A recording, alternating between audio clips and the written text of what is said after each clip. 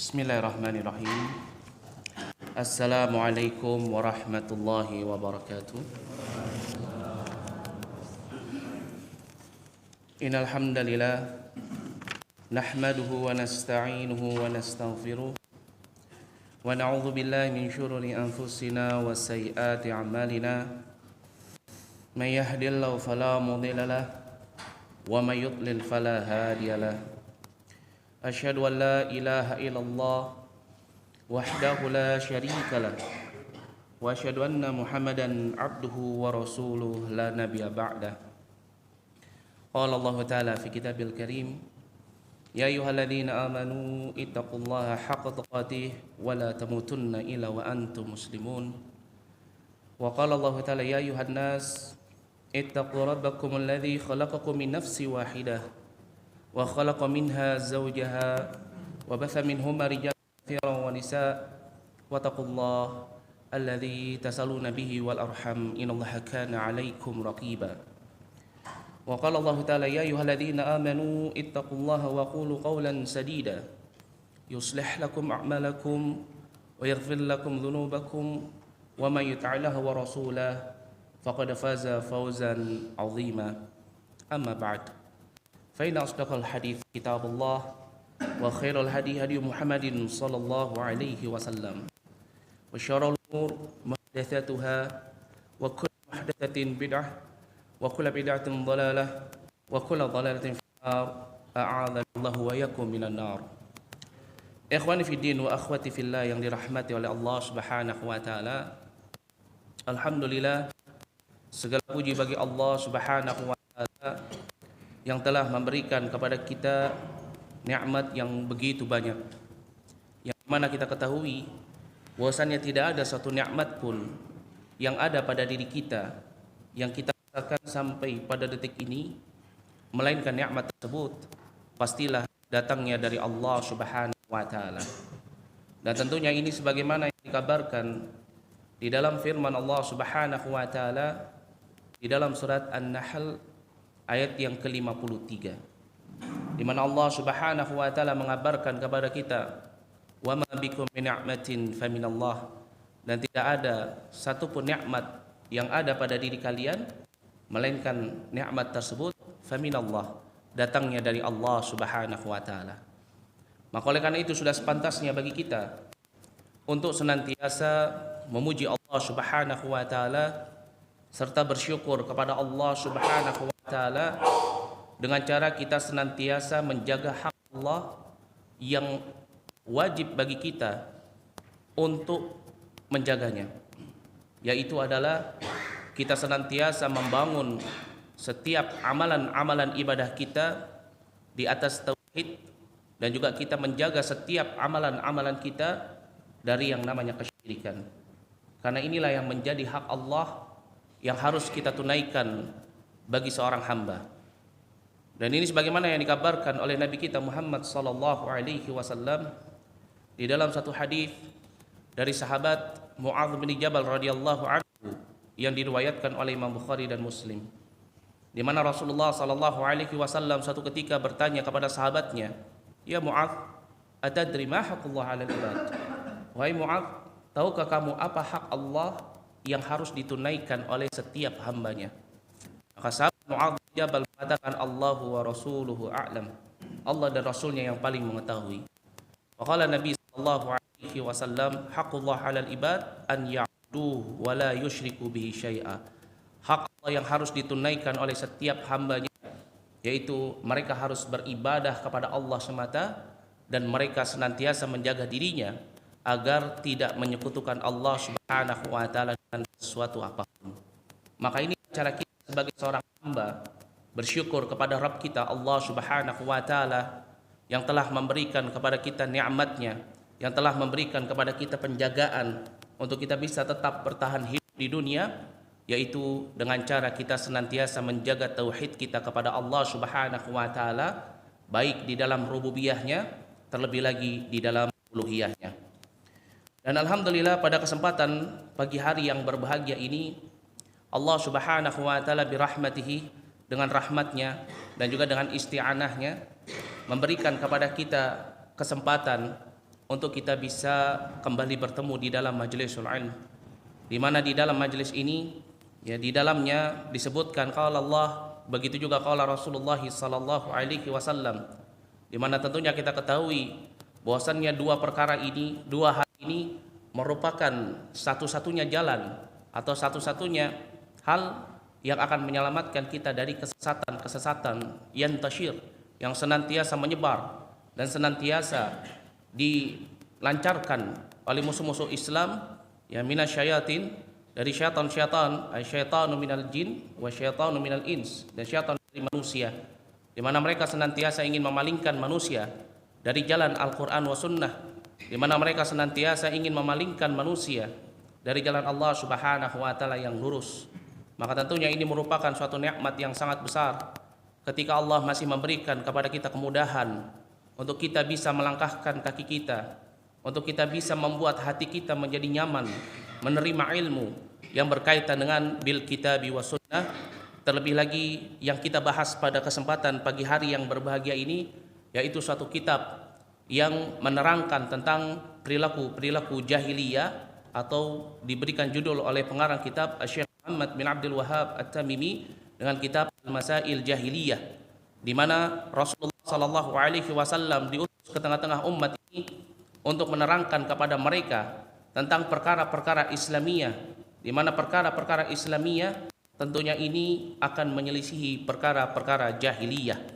Maka dari itu Rasulullah sallallahu alaihi wasallam senantiasa memberikan kepada kita peringatan agar jangan sampai kita terjatuh ke dalam salah satu dari perilaku-perilaku jahiliyah, sehingga akhirnya kita terseret dengan perilaku jahiliyah tersebut dan kita dikelompokkan, digolongkan sebagai orang-orang jahiliyah wa'iyadzubillah.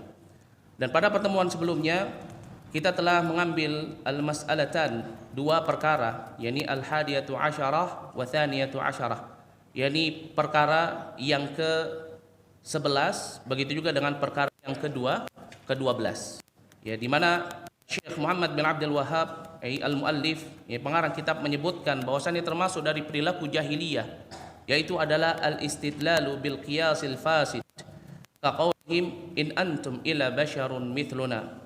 Surat Ibrahim ayat yang ke-10. Yani bahwasannya orang jahiliyah mereka biasa menggunakan kias-kias yang fasid, kias-kias yang rusak, yang ghairu maqbulah, yang tidak akan pernah diterima, yang tidak sesuai, ya, sebagaimana Allah Subhanahu wa taala berfirman di dalam surat Ibrahim ayat yang ke-10. Allah Subhanahu wa taala memberikan contoh bagaimana kias mereka, yaitu apa? In antum illa basyarun mithluna. Engkau ini tidaklah sama seperti kami, hanyalah seorang manusia. Ini perkataan siapa ini? Perkataan kaumnya Nabi Nuh alaihi salam untuk menolak apa yang dibawa dan disampaikan oleh Nabi Nuh alaihi salam min dini tauhid, dari agama tauhid. Maka mereka ketika menolak suatu kebenaran, maka mereka akan menggunakan apa? Kias, dengan kiasul batil, dengan kias yang batil, dengan kias yang rusak, dengan kias yang enggak nyambung dengan apa yang dikiaskan. Ini ketika datang seorang utusan Allah kepada mereka, ini Nabi Nuh alaihi salam, mereka katakan in antum illa basyarun mithluna. Ya, tidaklah ya kamu melainkan apa? Sama seperti kami, hanya seorang manusia, nggak ada kelebihannya. Ya, padahal Allah Subhanahu wa taala telah memberikan kelebihan kepada Nabi Nuh alaihi salam, yaitu apa? Allah mengangkatnya menjadi seorang rasul. Allah mengangkatnya menjadi seorang nabi. Allah mengangkatnya menjadi seorang wali. Ini waliullah fi dunya, yang menyampaikan al-haq, yang menyampaikan agama yang hak, yang menerangkan kepada manusia tauhid, dan juga memberikan peringatan kepada manusia tentang bahayanya kesyirikan. Karena inilah agamanya para rasul. Tetapi mereka, orang-orang jahiliyah ini terbiasa untuk menolak suatu kebenaran, mereka akan menggunakan apa? Menggunakan kias. Ya, dan ini juga terjadi di zaman kita. Berapa banyak orang-orang yang mereka melakukan kesyirikan, ya, atau mereka orang-orang yang melakukan kemaksiatan, atau mereka orang-orang yang melakukan kebid'ahan di dalam agama ini, mereka biasa dengan menggunakan kias bil qiyasil batil, dengan kias yang batil. Contohnya yang lagi viral saat ini, yaitu apa? Mereka katakan bahwasannya orang yang nggak percaya dukun maka mereka kafir. Kias bukan? Hah? Kemudian dia kiaskan, sebagaimana orang yang nggak percaya perkara gaib berarti dia kafir. Sama nggak ini? Berbeda. Ya. Padahal ini juga telah diterangkan di dalam Kitabullah, begitu juga dalam sunnah Nabi SAW, dan telah diterangkan di dalam syariat Islam. Tetapi minal jahilun atau minal jahilin, dari orang-orang yang jahil, ya, mereka menggunakan kias. Ya, di mana notabene mereka adalah orang yang jahil dan mereka ingin legalisasikan kejahilan mereka. Sehingga mereka mengkiaskan kejahilan mereka, kebedahan mereka, kesesatan mereka, kesyirikan mereka dengan sesuatu yang ada di dalam syariat pada agama yang diturunkan kepada mereka. Ya, contohnya di zaman ini mereka katakan bahwasanya yang nggak percaya dukun berarti dia kafir. Kemudian dikiaskan karena orang yang nggak percaya hal gaib itu kafir. Ini syai'un, ini sesuatu yang yakhtalif, berbeda. Ya, orang yang percaya dukun telah jelas di dalam hadis, di dalam ayat, ya, bahwasanya orang yang mempercayai dukun, ya, maka apa? Maka dia kafir. Malah justru kebalikannya. Bahkan orang yang mengantarkan orang pergi ke dukun atau ke sahir atau kahin, ya, ini sama kalimatnya, sahir, kahin, dukun, semua sama. Ya. Itu apa? Ketika dia mengantarkannya saja, dia nggak mengimani saja, maka sholatnya tidak diterima. Yang mengimaninya maka dia apa? Dia harus memperbarui syahadatnya. Dan ini berbeda dengan yang namanya hal gaib. Ya, tetapi mereka orang-orang jahiliyah, ya, mereka biasa untuk membuat kias-kias yang dimana sholat tampak seperti hal yang logis, masuk akal dan benar, padahal itu menyelisihi dengan apa? Dengan kebenaran.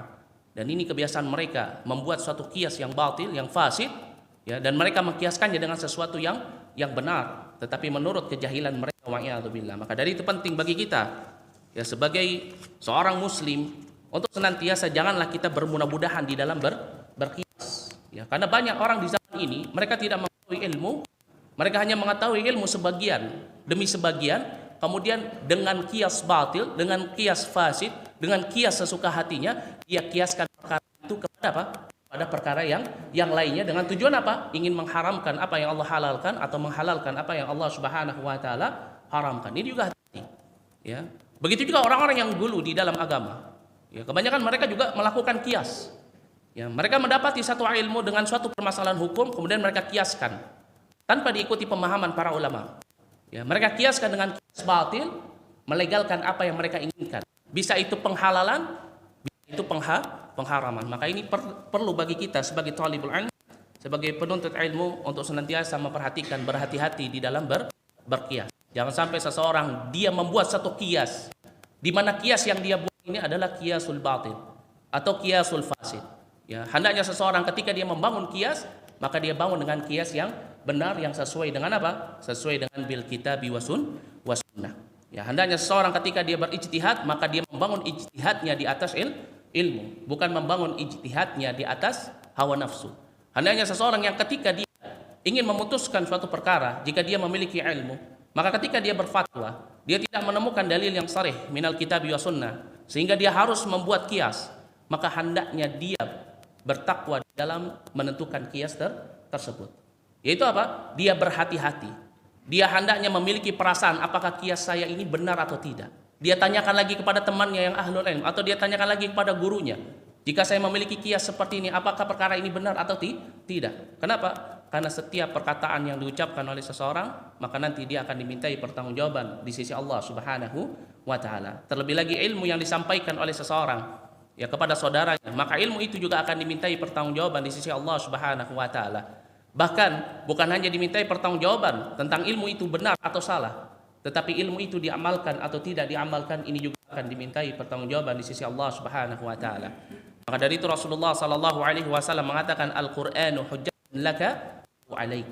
Al-Qur'an itu merupakan hujjah bagimu atau atas dirimu. Al-Qur'an ay masdarul ilm, sumbernya ilmu. Seorang yang dia memegang Al-Qur'an, ketika dia menyampaikan itu dengan pemahaman yang benar, maka dia akan mendapatkan pahala. Tetapi kalau dia tidak mengamalkannya, maka dia terkena firman Allah Subhanahu wa taala di dalam Shaf, ya ayyuhalladzina amanu lima taquluna ma la taf'alun kabura maqtan indallahi an taqulu ma la taf'alun. Wahai orang-orang yang beriman, kenapa engkau mengatakan sesuatu yang tidak engkau kerjakan? Sungguh besar kemurkaan Allah terhadap orang-orang yang senantiasa mengatakan sesuatu kemudian dia tidak mengerjakannya. Dan insya Allah pada kesempatan pagi hari yang berbahagia ini kita akan masuk pada al-mas'alatu tsalitsatu asyar.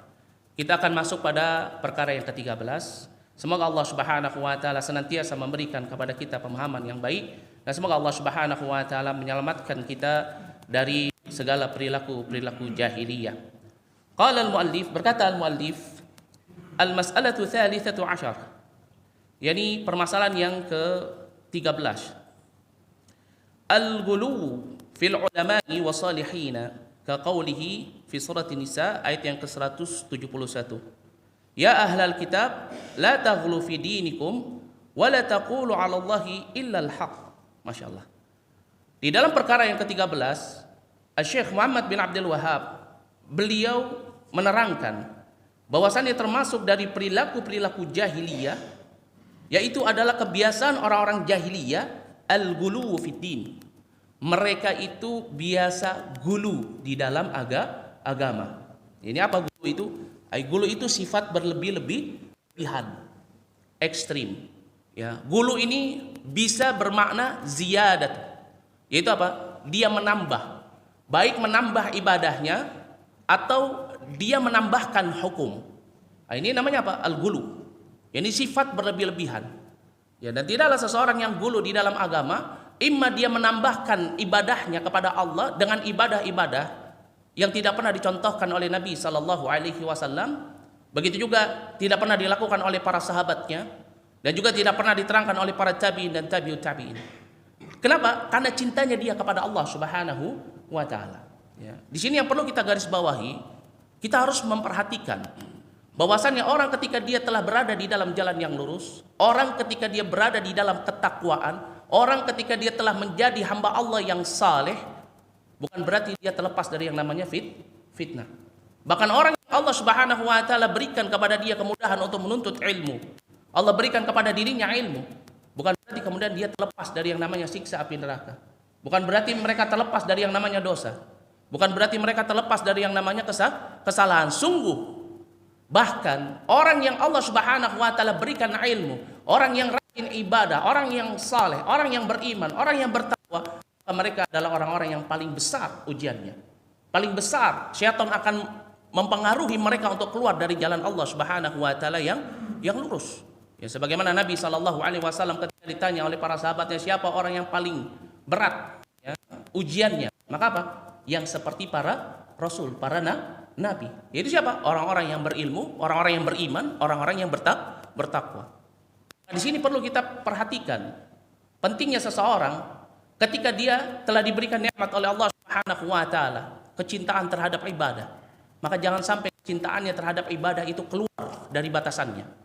Hendaknya dia membangun ibadahnya itu di atas ilmu. Begitu juga seseorang yang ketika Allah berikan kepada dirinya ya, kemudahan di dalam menuntut ilmu, Allah pahamkan, Allah fakihkan dirinya terhadap ilmu, maka jangan sampai dia keluar batasan. Jangan sampai dia berhukum melebihi dengan hukum yang Allah Subhanahu wa taala tetapkan. Kenapa? Karena ini minal gulu. Ini termasuk daripada sifat gulu. Sebagaimana orang-orang Khawarij. Ini orang-orang Khawarij, mereka adalah ahlul ibadah. Mereka adalah orang-orang yang rajin beribadah. Tetapi apa kata Rasulullah sallallahu alaihi wasallam? Mereka seperti anak panah yang dilemparkan kemudian ya menembus kepada apa? Sasarannya. Maknanya apa? Mereka rajin ibadah. Tetapi apa? Tetapi karena keguluan mereka, ibadah-ibadah mereka tidak sampai kepada Allah Subhanahu wa taala. Kenapa? Karena dibangun di atas ekstrim. Di atas ibadah yang gulu, di atas hukum yang gulu, sampai-sampai mereka memiliki akidah. Ini orang-orang Khawarij, mereka memiliki akidah kalau bahwasannya pelaku dosa besar ya, manzilatuhum, tempatnya mereka itu mukhrij minal Islam ya, tetapi apa? Tetapi mereka masih muslim. Mukhrij minal Islam tapi mereka masih muslim. Ini di antara keduanya. Ya, dan ini merupakan apa? Merupakan bentuk keguluan mereka di dalam hukum. Ya, maka dari itu, seorang muslim dia tidak boleh membangun agamanya dengan keguluan. Kenapa? Karena al-ghulu fid din atau fil ulama wasalihin, begitu juga di dalam ulama dan juga orang-orang saleh, ini merupakan kebiasaan orang-orang jahiliyah. Ya, orang-orang jahiliyah juga sama. Ya, mereka memiliki keguluan di dalam agama sampai apa? Orang-orang yang mereka ya mempelajari untuk menjadi seorang rahib, maka mereka tidak boleh untuk menikah. Orang-orang yang mereka menjadi biarawati, maka mereka tidak boleh menikah. Padahal Allah Subhanahu wa taala tidak pernah mengharamkan dari zaman dulu sampai zamannya Nabi Shallallahu Alaihi Wasallam sampai umat zaman ini, seseorang dilarang untuk menikah. Ya, begitu juga di zaman Nabi Shallallahu Alaihi Wasallam ada sahabat-sahabat Nabi yang mereka pada hakikatnya menginginkan ibadah yang lebih, ya, ibadah yang lebih banyak, ya, sehingga mereka datang kepada Nabi Shallallahu Alaihi Wasallam, ya, dan mereka tidak mendapati Nabi Shallallahu Alaihi Wasallam berada di rumahnya. Kemudian mereka bertanya kepada Aisyah radhiyallahu anha tentang amalan-amalan Nabi Shallallahu Alaihi Wasallam. Maka sahabat Aisyah radhiyallahu anha menyebutkan amalan Nabi Shallallahu Alaihi Wasallam dan mereka merasa bahwasannya mereka kurang ibadahnya. Yang satu mengatakan, wallahi aku tidak akan, ya, tidur semalaman suntuk, ya, untuk beribadah kepada Allah. Yang satu lagi mengatakan, wallahi aku tidak akan menikah untuk beribadah kepada Allah. Yang satu lagi, aku akan berpuasa sepanjang hari dan tidak akan berbuka, terus berpuasa. Ya. Kemudian berita ini sampai kepada Nabi Shallallahu Alaihi Wasallam. Bahkan Nabi Shallallahu Alaihi Wasallam, ya, beliau akhirnya naik mimbar karena beliau mendengar berita ini. Dan ini minal gulu, dan berita ini merupakan berita yang termasuk daripada keguluan fiddin, di dalam amalan, di dalam ibadah. Maka Nabi Shallallahu Alaihi Wasallam mengatakan, wallahi demi Allah, ya, aku orang yang bertakwa, aku orang yang paling mengetahui tentang Allah. Ya, aku salat tapi aku juga tidur, aku puasa tapi aku juga berbuka, aku juga menikah. Bahkan Nabi Shallallahu Alaihi Wasallam mengatakan, man raghiba an sunnati falaysa minni. Barang siapa yang dia benci terhadap sunnahku, maka dia bukan bagian daripada umatku atau kelompokku. Berarti ini menunjukkan apa? Orang-orang jahiliyah, orang yang terjatuh ke dalam perkara jahiliyah, maka mereka tidak akan sama dan tidak akan menjadi pengikutnya Nabi Shallallahu Alaihi Wasallam. Yang pertama adalah gulu di dalam agama. Begitu juga apa? Al-gulu, ya, fil ulama. Ya, ini apa? Gulu terhadap ulama. Jadi pertama gulu terhadap syariatnya. Ini yang pertama. Ini kebiasaan orang-orang jahiliyah, gulu terhadap syariatnya. Baru yang kedua apa? Gulu terhadap ulama. Ya, ini apa? Orang yang menerangkan syariat tersebut. Dan ini kebiasaan orang-orang jahiliyah. Yaitu apa? Mereka biasa melakukan keguluan terhadap apa?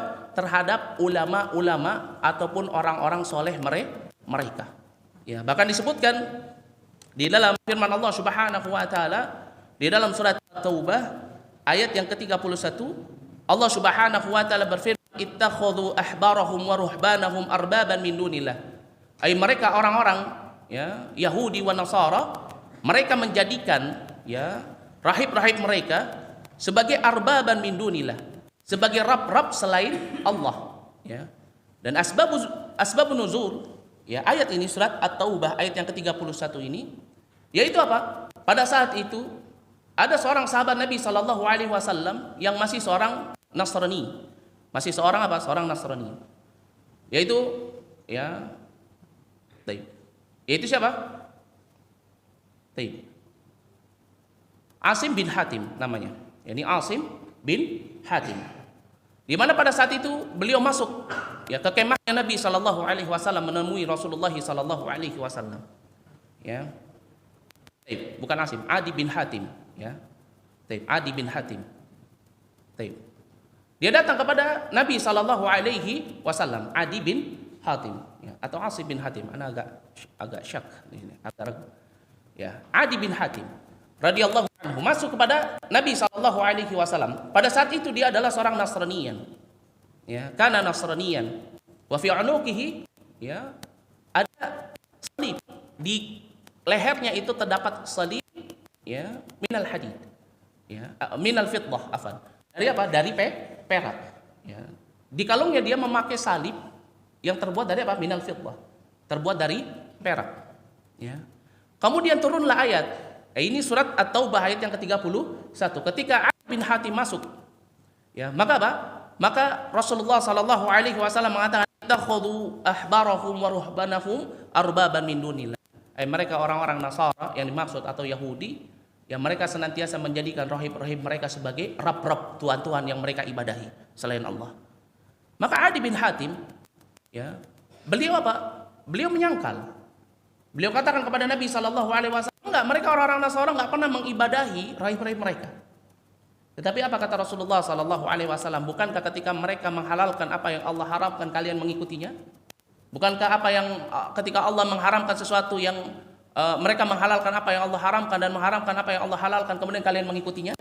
Ya, itulah bentuk peribadatan mereka, ya, kepada siapa? Kepada rahib-rahib tersebut. Yaitu apa? Mereka menyamakan kedudukannya dengan kedudukan Allah Subhanahu wa taala. Yang dimana perintahnya harus diikuti meskipun Allah Subhanahu wa taala memerintahkan sesuatu yang menyelisih perintah mereka, maka apa?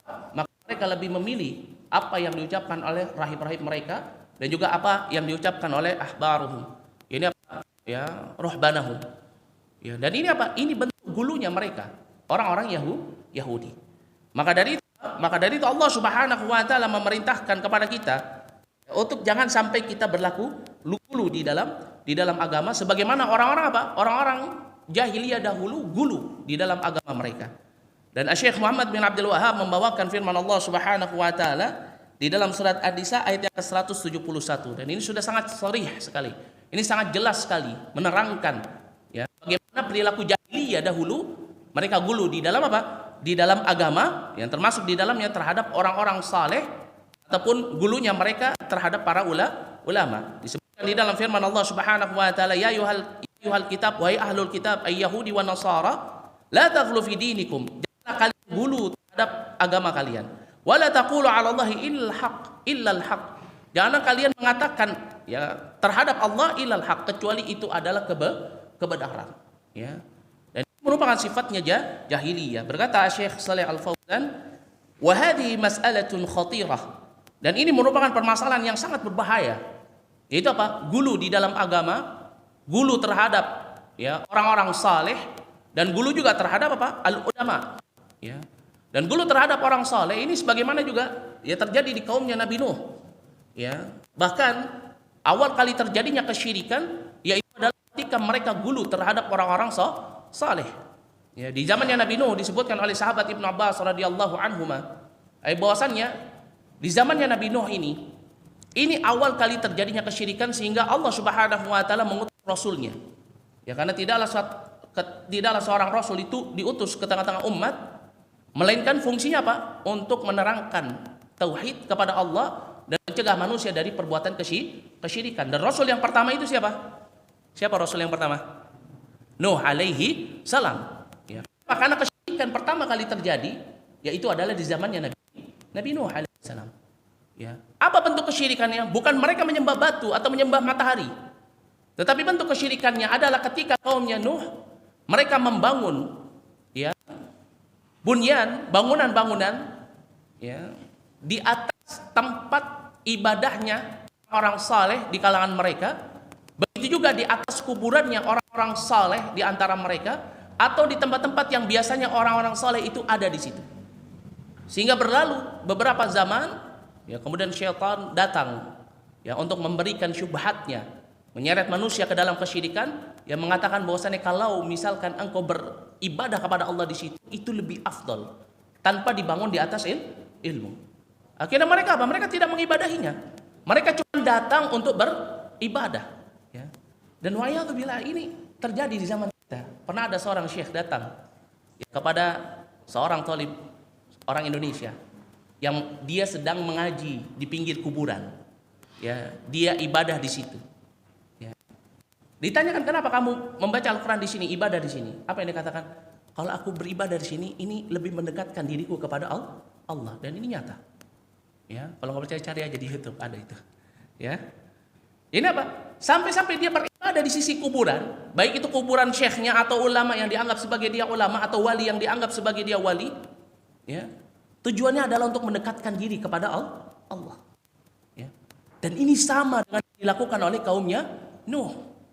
Mereka gulu terhadap orang-orang saleh, mereka bangun bangunannya, kemudian mereka beribadah di situ kepada Allah dengan tujuan apa? Agar ibadah mereka itu diterima di sisi Allah atau lebih diterima daripada selain di kuburan orang-orang saleh tersebut yang telah meninggal tersebut. Begitu juga apa? Lebih mendekatkan diri mereka kepada Allah. Mereka tidak membangunnya di atas ilmu. Padahal tempat ibadah yang terbaik itu apa? Masjid, yaitu rumah Allah. Ya. Tetapi mereka membangunnya tanpa ilmu.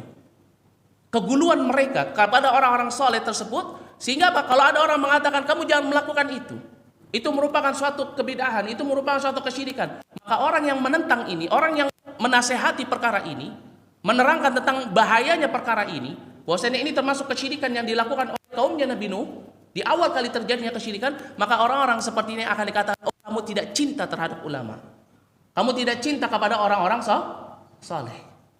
Ya. Berarti apa? Ini bentuk keguluhan mereka terhadap ulama atau terhadap orang-orang saleh.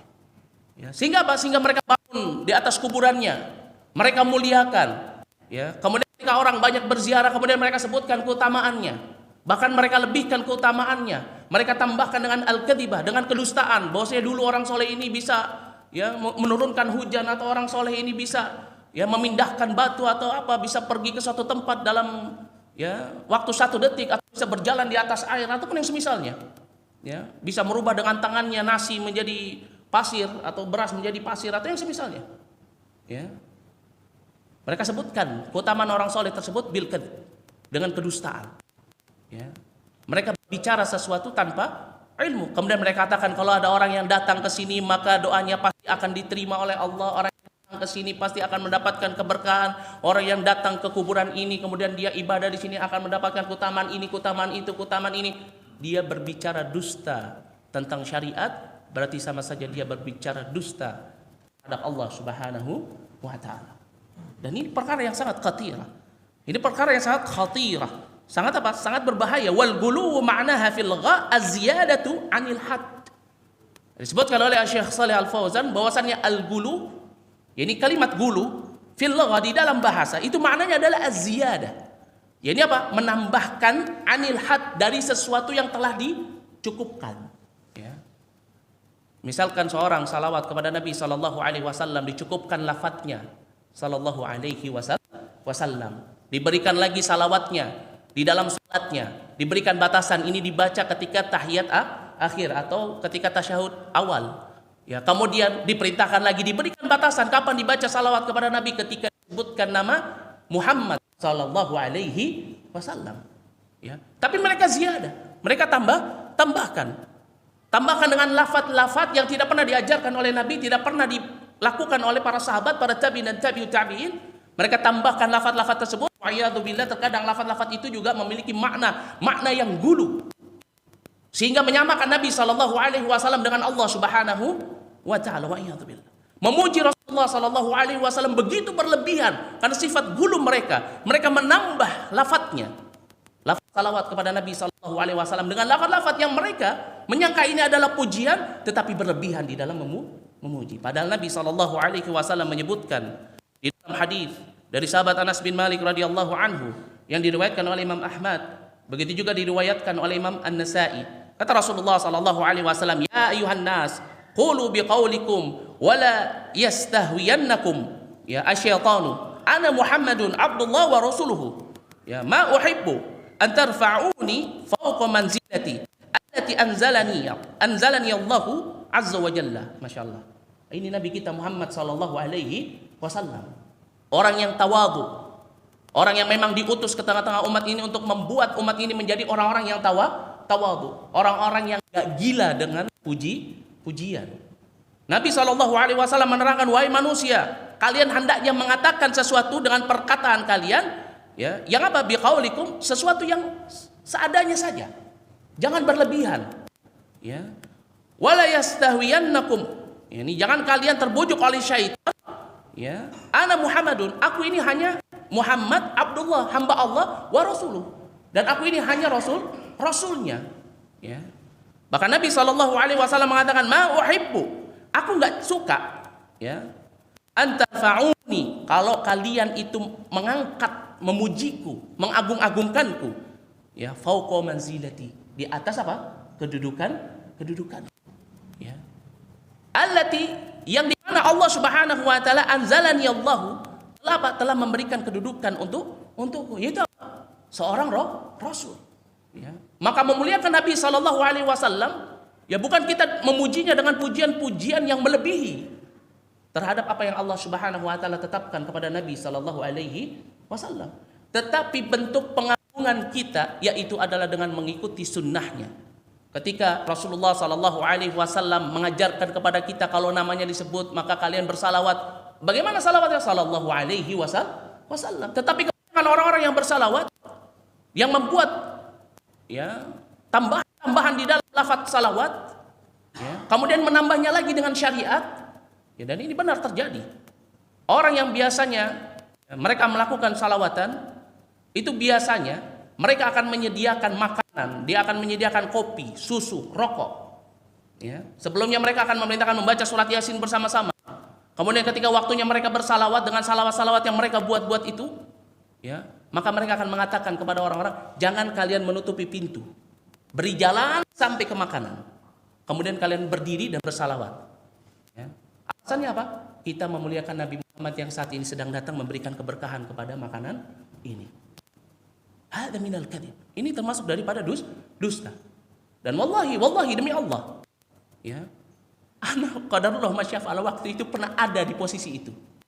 Ya, waktu itu ketika saya bekerja di Cimahi, ya, kemudian ibu kos itu punya acara selamatan.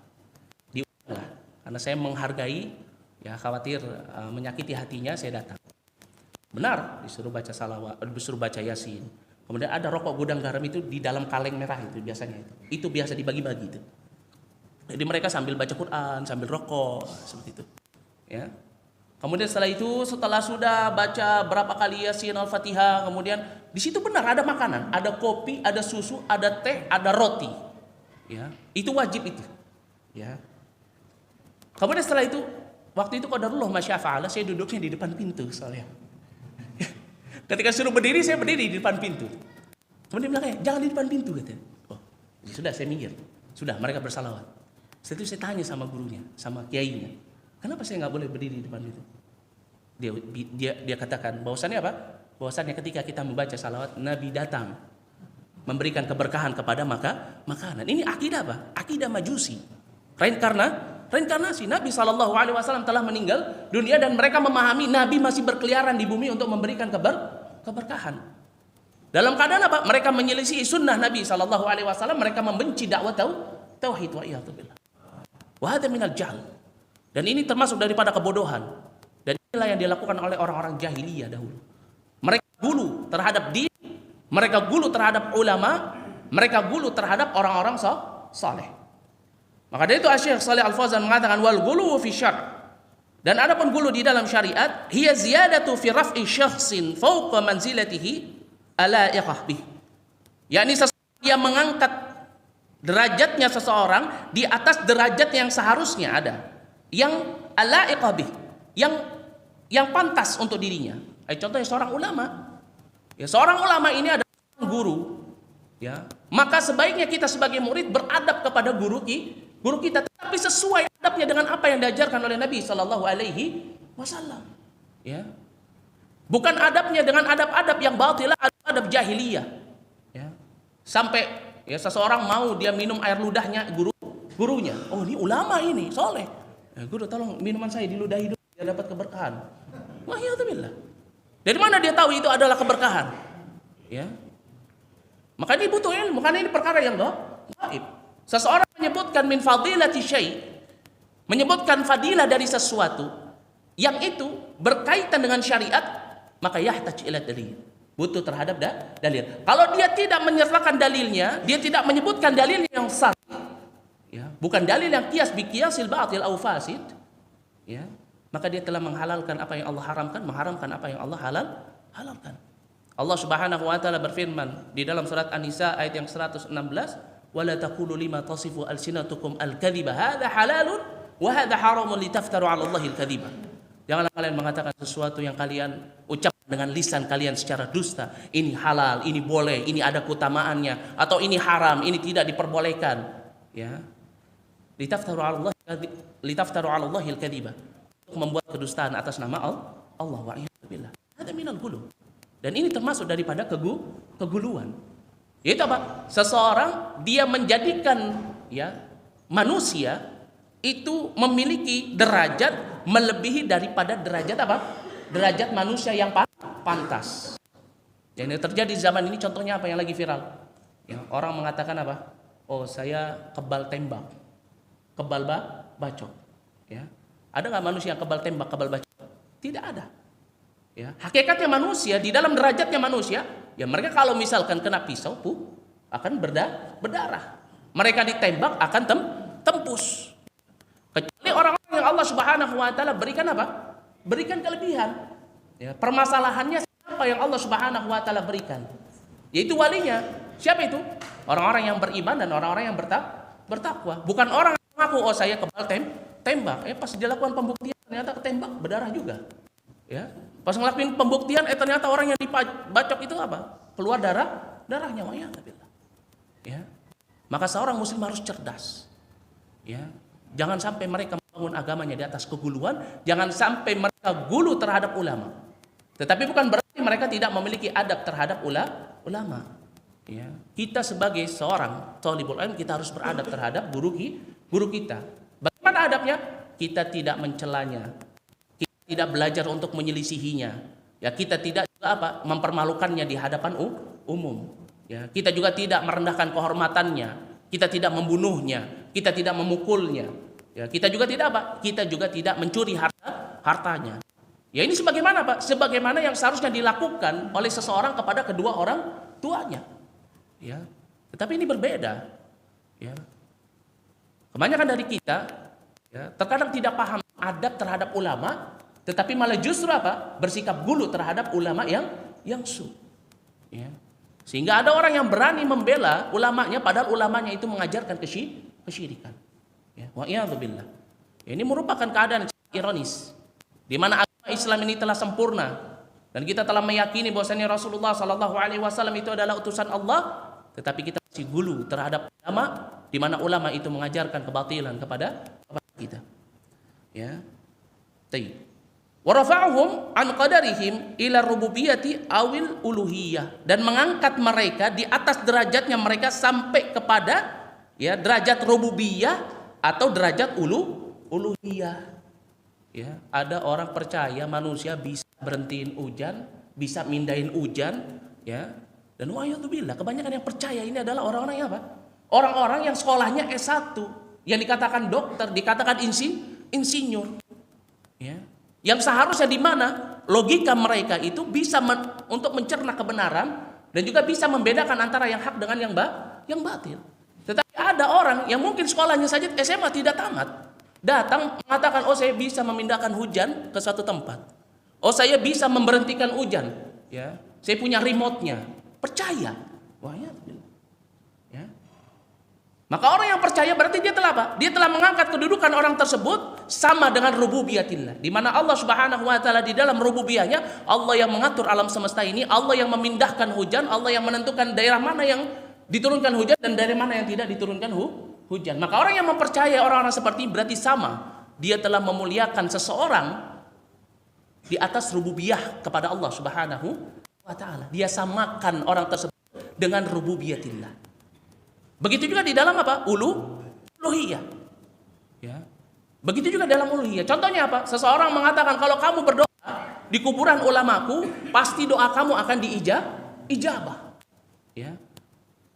Dan ini juga termasuk apa? Termasuk menyamakan seseorang terhadap uluhiyatillah. Padahal di dalam uluhiyah Allah Subhanahu wa taala memerintahkan kepada kita untuk hanya beribadah kepada Allah Subhanahu wa taala semata.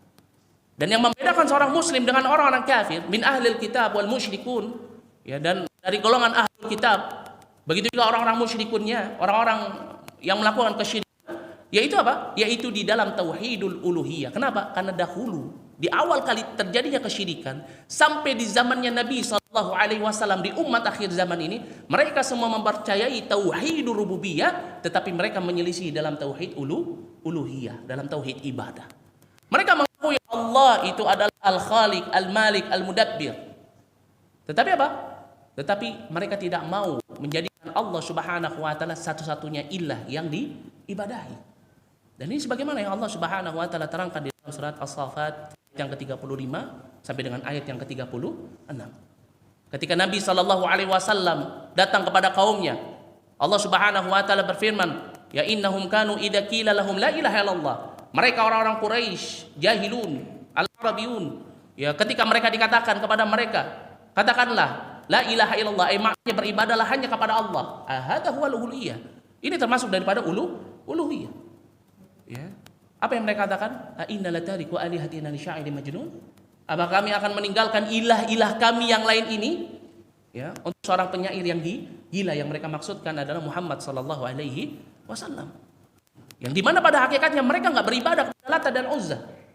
Mereka hanya menjadikan Lata dan Uzza sebagai perantara di dalam ibadah mereka kepada Allah. Makanya orang-orang musyrikun terbagi menjadi dua kelompok.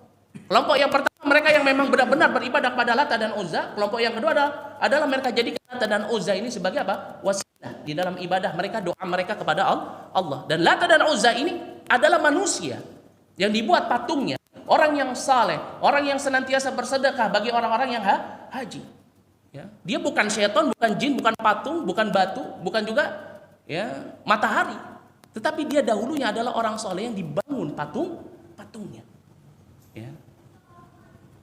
Maka dari itu, fa ahlul jahiliyah gulu fil ashkhasi hatta rafa'uhum ya an qadarihim. Yani orang-orang jahiliyah mereka gulu terhadap seseorang sampai mengangkat derajatnya dari apa? Dari atasnya yang telah ditetapkan untuknya. Ila an ja'aluhum, sampai mereka jadikan arbaban ma'allahi. Ya ini apa? Mereka jadikan ya orang-orang tersebut sebagai rab-rab, bersamaan mereka menjadikan Allah juga sebagai rab. Ya, dan ini kebiasaan orang-orang jahiliyah dan sudah sangat jelas ya di dalam surat At-Taubah ayat yang ke-31 ya, dan juga di dalam hadis yang diriwayatkan oleh Imam Ahmad dan Nasa'i ini yang berkaitan dengan Adi bin Hatim ya, ini sudah menjelaskan bagaimana keguluan orang-orang jahiliyah terhadap siapa? Ulama-ulama mereka dan terhadap orang-orang soleh mereka. Maka dari itu janganlah sampai ya kita gulu di dalam agama kita. Jangan sampai seseorang gulu terhadap ulama. Sampai ketika ulama itu mengatakan sesuatu yang halal padahal Allah haramkan kita ikuti. Mengatakan sesuatu yang haram ya padahal Allah halalkan kita ikuti. Hati-hati. Ya, Rasulullah sallallahu alaihi wasallam memberikan peringatan kepada kita sebagaimana disebutkan di dalam hadis dari sahabat Ibnu Abbas radhiyallahu anhuma yang diriwayatkan oleh Imam Ibnu Majah. Kata Rasulullah sallallahu alaihi wasallam, "Iyyakum wal gulu." Berhati-hatilah kalian dari yang namanya al-gulu fid din. Ya ini apa? Sikap gulu di dalam agama. Fa inna ma ahlaka man kana qablakum ya al-gulu fid din. Karena yang menyebabkan orang-orang sebelum kalian itu binasa. Ya ini maknanya apa? Mereka tersesatkan dan akhirnya disiksa di dalam neraka jahanam ya dan dijadikan sebagai ahlu jahanam. Ini ahlu nar. Ya, sebagaimana dalam surat apa? Surat Al-Baqarah ayat yang ke-6. Innal ladzina kafaru min ahlil kitab wal musyrikina fi nari nama khalidina fiha. Ini adalah kebinasaan. Karena sebab apa? Karena sebab mereka gulu di dalam agama mereka. Ya, maka dari itu penting bagi kita. Ya, untuk apa? Untuk jangan sampai kita berlebih-lebihan ya di dalam amalan kita. Bertakwa, beribadah kepada Allah ini hal yang bagus, tetapi kalau berlebihan maka ini menjadi kebinasaan. Menjaga diri kita di dalam ketakwaan sehingga kita menjaga diri kita untuk tidak terjatuh ke dalam kemaksiatan. Ini perkara yang bagus. Tetapi kalau misalkan ini dibangun di atas keguluan, maka ini bukan menjadi sesuatu yang baik. Jangan sampai kita mengira sesuatu itu baik bagi kita karena sebab keimanan kita, ketakwaan kita, padahal kita terjatuh ke dalam perkara gulu, padahal kita tidak terjatuh sama sekali di dalam perkara kebaikan. Disebutkan oleh sahabat Abdullah bin Mas'ud radhiyallahu anhu, beliau mengatakan wa kam min muridil khair lan yusibahu. Berapa banyak orang yang menginginkan kebaikan tetapi dia tidak mendapatkan kebaikan. Sebagaimana orang-orang yang sukanya membuat ibadah-ibadah baru, syariat-syariat baru. Ya, kemudian dia mengatakan, "Oh, ini baik." Ya, ini hasanah. Tetapi apa? Tetapi tidak baik di mata Allah Subhanahu wa taala. Kenapa? Karena itu tidak dibangun di atas al-mutaba'ah, tidak dibangun di atas ilmu dan tidak dibangun di atas ketakwaan. Karena yang namanya ketakwaan disebutkan oleh sahabat Ali bin Abi Thalib bukan hanya sekedar seseorang al-khauf minallah sehingga menjalankan perintah atau larangan, tetapi apa? Wal alu bitanzil, ay seseorang dia beramal dengan apa yang diturunkan kepada dirinya, Alkitab wa sunnah. Jadi orang tidak dikatakan sebagai orang yang bertakwa sampai dia mengerti batasannya di dalam agama, sampai dia mengerti batasannya terhadap seorang ulama, sampai dia mengerti batasannya terhadap orang yang saleh. Maka dari itu penting bagi kita menjadi seorang muslim yang cerdas, yakni seorang muslim yang membangun agamanya di atas ilmu. Karena inilah yang dilakukan oleh Nabi sallallahu alaihi wasallam, begitu juga dilakukan oleh orang-orang yang menisbahkan dirinya kepada Nabi sallallahu alaihi wasallam minas sahabah wa tabi'ut tabi'in. Begitu juga umat ini yang senantiasa menisbahkan dirinya menjadi seorang Ahlussunnah wal Jamaah, maka mereka adalah orang-orang yang senantiasa beribadah dibangun di atas ilmu dan beribadah sesuai dengan kadarnya, tidak melampaui batas. Sebagaimana Allah Subhanahu wa taala berfirman di dalam surat Yusuf ayat yang ke-108. Allah Subhanahu wa taala berfirman, "Qul," katakanlah wahai Muhammad kepada umatmu, "Hadhihi sabili," inilah jalanku.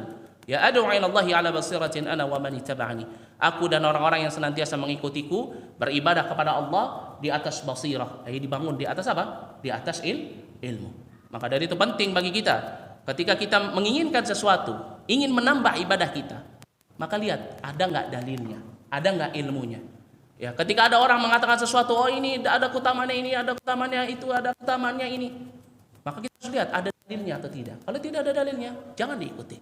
Ya, kenapa orang di dalam Islam dia cuma sholat wajib, dia cuma puasa wajib, dia tidak menambahkan yang halal kecuali apa yang Allah telah tetapkan kepada dirinya, dan dia menjaga dirinya dari perkara yang haram dan tidak menambahkan hal-hal yang haram kecuali yang Allah tetapkan pada dirinya. Ini saja sudah bisa memasukkannya ke dalam syurga. Karena sahabat Nabi Shallallahu Alaihi Wasallam pernah bertanya kepada Rasulullah Shallallahu Alaihi Wasallam, "Ya Rasulullah, ma ra'aita? Bagaimana menurut pendapatmu? Sholaitul maktubah wa sumtu ramadhana wa lam azid bidzalika syai'an." Aku enggak nambahnya dengan sesuatu apapun. Aku menghalalkan apa yang Allah halalkan, mengharamkan apa yang Allah haramkan. Wa lam azid bidzalika syai'. Aku enggak nambahkan sesuatu apapun dengan itu. Ada khulul jannah. Apakah aku bisa masuk ke dalam syurga? Maka kata Rasulullah sallallahu alaihi wasallam, "Na'am." Iya, kamu bisa masuk ke dalam syurga. Lebih baik ibadah kita sedikit tetapi dibangun di atas ilmu daripada ibadah yang banyak tetapi tidak dibangun di atas ilmu. Lebih baik kita beribadah sedikit tetapi itu dibangun di atas keistiqomahan daripada kita beribadah dengan ibadah yang banyak tetapi kita tidak bisa menjaga keistiqomahannya. Dan tidaklah sesuatu yang dibangun di atas keguluhan, maka pastilah itu akan memberatkan orang yang mengerjakannya. Maka dari itu Rasulullah sallallahu alaihi wasallam, ya, beliau mengatakan di dalam hadis yang diriwayatkan oleh Imam Bukhari, kata Rasulullah sallallahu alaihi wasallam, "Inna ad-dina yusrun, ya walan yushadda ad-dina illa ghalabahu."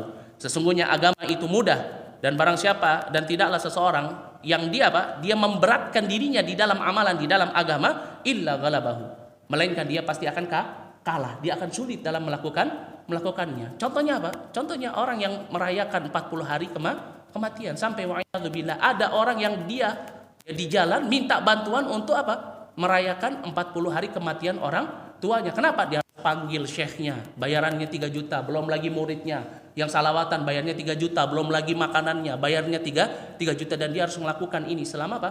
Selama setiap tahun. Wa'iyadzubillah. Maka tidaklah terjadi suatu kebidahan, melainkan kebidahan itu dibangun di atas keguluhan, dan tidaklah suatu keguluhan melainkan itu akan memberatkan orang yang melakukannya. Kenapa? Karena agama ini adalah mudah.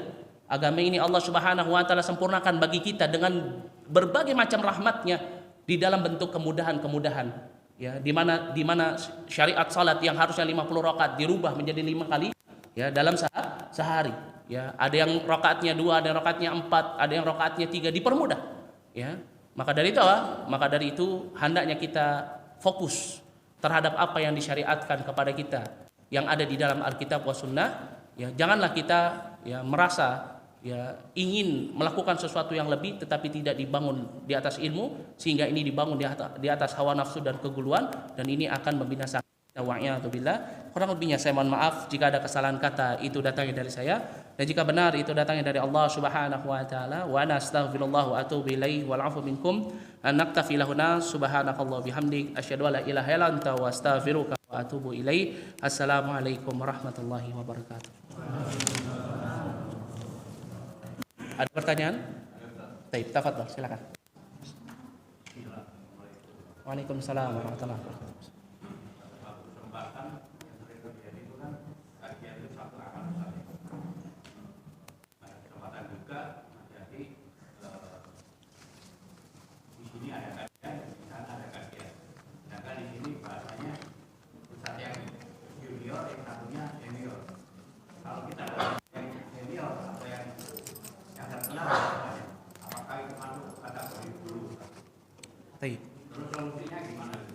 Baik, Masya Allah. Barakallahu fikum.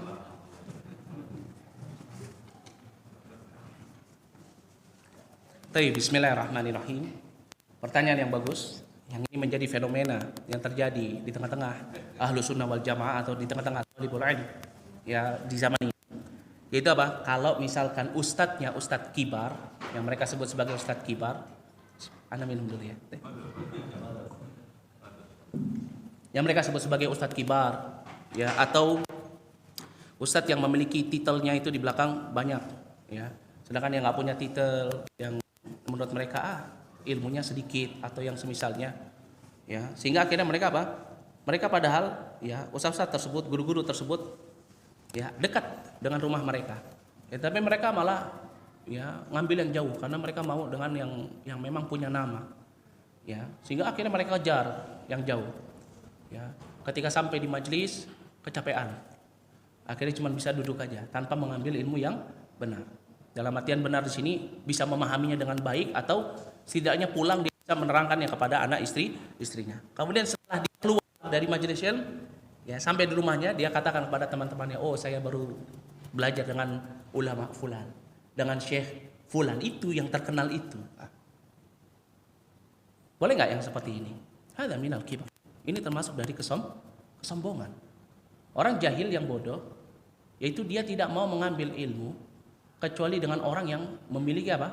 Memiliki standarisasi ilmu yang sangat tinggi. Padahal dia sendiri belum tentu bisa mendapatkan apa? Mendapatkan keberkahan dari ilmu yang disampaikan. Ya. Dahulu Syekhuna Abdurrahman bin Mar'i al-Mufaqih, ya, pernah menerangkan. Ada tuh talibul ilm dulu di Yaman itu, orang kalau mau di saf depan, ya kalau kita malah nyarinya belakang ya, cari yang VIP itu, yang ada temboknya dekat AC, wah enak ini.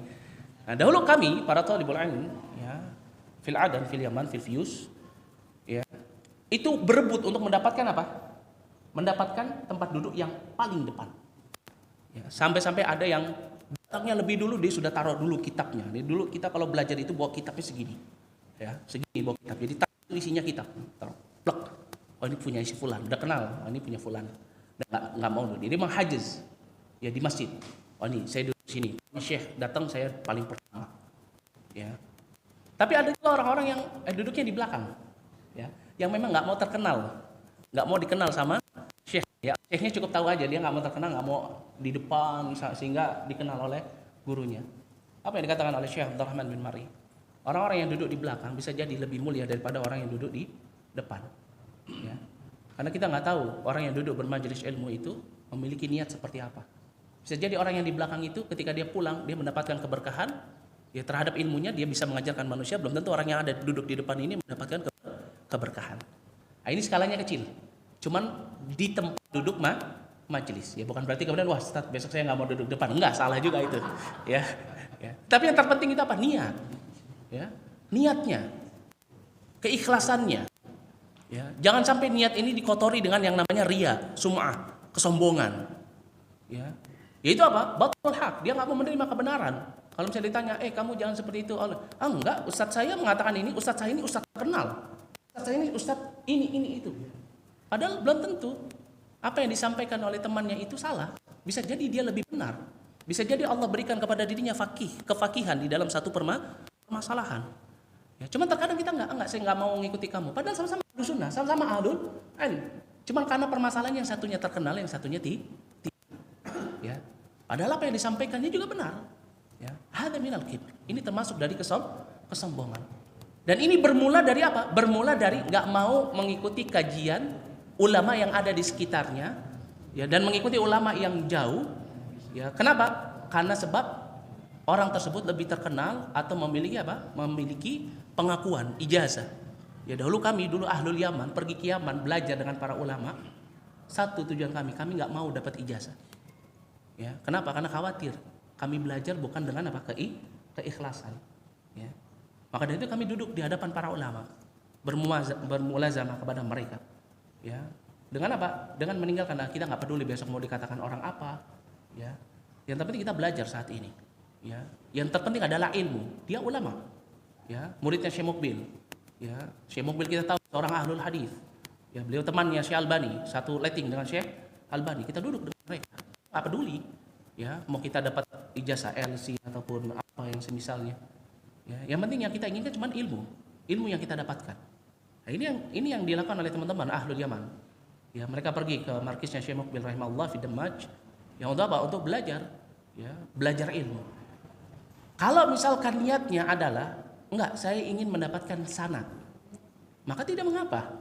Ya, dia ingin mendapatkan sanad. Misalkan di sekitar rumahnya ada orang yang mengajarkan ngaji. Ada di tempat jauh syekh yang mengajarkan ngaji tapi dia memiliki sanad. Enggak, saya harus belajar. Kenapa? Karena nanti saya akan ditanya, kamu belajar ini sama siapa?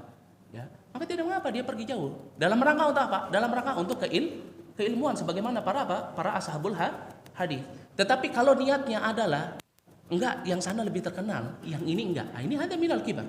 Ini termasuk daripada kesombongan, dan sombong itu tidak akan pernah bersatu dengan yang namanya ilmu. Orang yang sudah sombong pasti dia akan batorul hak. Ya, ketika ulama yang di sekitarnya mengatakan ini, dia akan mengatakan enggak, kamu salah. Yang benar guru saya belajar sama dia. Ya, ini minal kibar. Ini termasuk dari kesombongan, dan ini nanti akan diterangkan di dalam perilaku jahiliyah. Nanti akan lewat babnya tentang permasalahan ini. Ya, di dalam termasuk salah satu dari perilaku jahiliyah, dan insyaallah qarib dekat. Ya, ini juga nanti akan Nanti juga akan masuk dalam babnya. Ya, dan begitu juga ini juga termasuk daripada keguluan. Ya, jadi pertama ini minal kibar. Kalau dia niatkan adalah apa? Untuk mencari ketenaran. Ya, dengan saya belajar dengan beliau, saya akan tenar karena saya muridnya beliau. Ya.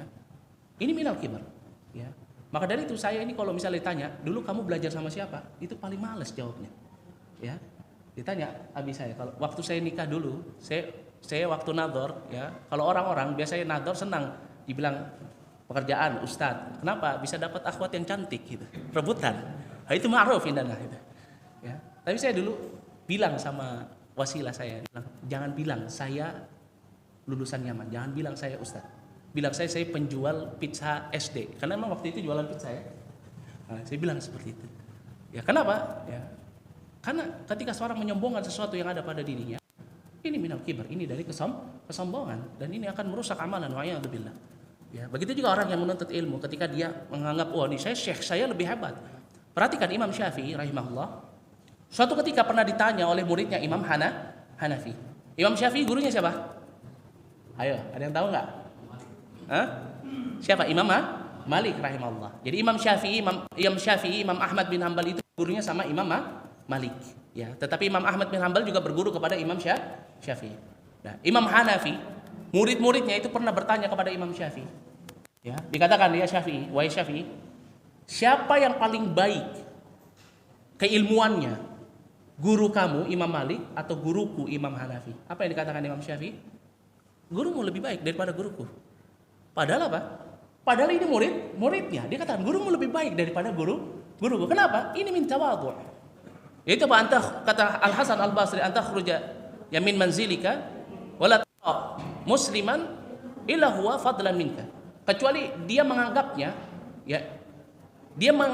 itu lebih baik daripada dirinya. Ya, itu apa? Imam Syafi'i ditanya seperti itu, dia nggak bilang enggak guruku yang paling hebat. Kalau kita zaman sekarang, enggak guruku lebih hebat. Lihat belakangnya sudah banyak namanya nih, di mana-mana ada. Nah, itu kalau kita zaman sekarang. Tapi Imam Syafi'i nggak mengatakan gurumu lebih hebat, lebih fakih daripada guruku. Hal min tawadhu.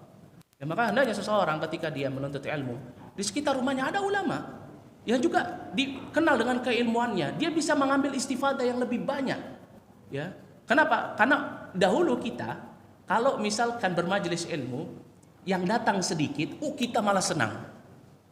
Wallahi, dulu kita ketika di Yaman itu kalau misalkan datang ke satu majelis yang dimana ulamanya itu kita ketahui keilmuannya, kemudian yang datang cuma sedikit, kita lebih senang. Kenapa? Pertama, guru itu akan lebih perhatian terhadap muridnya, murid akan lebih perhatian terhadap gurunya. Tetapi kalau misalkan sudah banyak orangnya, ya, itu biasanya akan menghilangkan konsentrasi kita. Ya, dahulu kita seperti itu. Jadi semakin dikit orang yang belajar dengannya, semakin senang. Ya, sebagaimana saya dulu belajar di Syekh Ahmad bin Said, ya al-Muhaddits. Ya, dulu Syekh Ahmad bin Said ini ya, adalah seorang yang memang berdakwah bersama dengan Syekh Muqbil. Meskipun beliau belajar juga dengan Syekh Muqbil rahimahullah, beliau berdakwah. Beliau dikenal sebagai ahlu hadis. Beliau ada di negeri Turbah, Sumain, jauh sekali. Yang datang itu muridnya cuma sedikit. Berbeda dengan Syekh Abdurrahman bin Mari, berbeda dengan Syekh Muhammad Al-Imam, ya, berbeda dengan Syekh Yahya Al-Hajuri di Damaj, ya, yang Syekh Abdullah bin Mari di Mukalla, yang muridnya banyak sekali. Dia muridnya hanya sedikit. Indonesia itu cuma ada 4 orang, orang Libya itu cuma ada 2, Aljazair 1, Selanjutnya orang Yaman cuma 6 orang aja. Tapi masya Allah beliau, ya, seorang yang memiliki ilmu yang luas, seorang muhaddits. Ya, untuk datang ke sana dulu kita harus melewatin gunung-gunung yang terjal sekali. Ya, masya Allah. Ya, maka dari itu keberkahan ilmu itu terkadang bukan didapat dari orang yang sudah terkenal, terkadang dari orang yang di sekitar kita. Kalau kita bisa membangunnya di atas keikhlasan, kita duduk dengannya, mempelajari Al-Quran, mempelajari ilmu tajwid, sampai kita menjadi orang yang faqih di dalam ilmu tajwid, mempelajari bahasa Arab sampai kita menjadi orang yang faqih di dalam ilmu bahasa Arab, kita mempelajari hadis sampai kita faqih. Dan terkadang apa? Ketika kita belajar dekat dengan rumah kita itu lebih efisien daripada kita belajar apa? Jauh dari rumah kita, kecuali kalau memang tidak ada lagi orang yang bisa diambil ilmunya, kecuali kita harus pergi ke tempat yang jauh, maka ini tidak mengapa.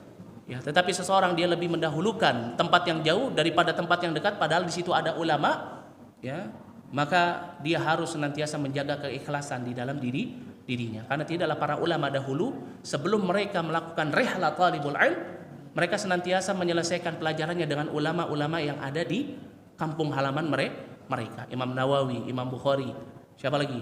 Ya, Syekh Muhammad bin Abdul Wahab, ya. Mereka semua apa? Mereka semua para ulama tidaklah melakukan rihlah talibul ilm kecuali telah belajar dulu kepada ulama yang ada di tempat mereka. Baru setelah itu mereka apa? Setelah menyelesaikannya baru mereka melakukan rihlah. Jadi ini adabnya seorang talibul ilm, ya. Tetapi ini bukan berarti celaan bagi orang-orang yang dia, ya, meninggalkan ulama yang ada di sekitarnya, kemudian dia belajar dengan ulama yang memang memiliki kapasitas ilmu yang lebih tinggi, atau dia tahu memiliki apa? Memiliki, ya, apa namanya? Keilmuan yang lebih tinggi. Tidak mengapa, ya, tetapi perlu diperhatikan. Terkadang lihat, ya, kemaslahatannya. Kalau kita belajar dengan dia, apakah kita bisa menjadi apa? Menjadi faqih, atau kita malah justru menjadi ria, ya. Kalau kita belajar dengan orang yang ada di sekitar kita, ya, apakah kita bisa menjadi faqih, ya, atau malah justru kita menjadi malas atau yang semisalnya, ya, maka tentunya dilihat dari apa? Darul mafasid muqaddam bijal bil masalih. Mafhum ya sampai di sini, ya. Taib, barakallahu fikum. Taib, ya, ana rasa cukup, ya. Insyaallah pembahasan berikutnya kita akan lanjutkan pada kesempatan yang akan datang. Kurang lebihnya saya mohon maaf. Jika ada kesalahan kata itu datangnya dari saya, dan jika benar itu datangnya dari Allah Subhanahu wa taala. Wa nastaghfirullah wa atubu ilaihi wal afu minkum. Naktafi lahuna subhanakallah bihamdik asyhadu an la ilaha illa anta wa astaghfiruka wa atubu ilaihi. Assalamualaikum warahmatullahi wabarakatuh.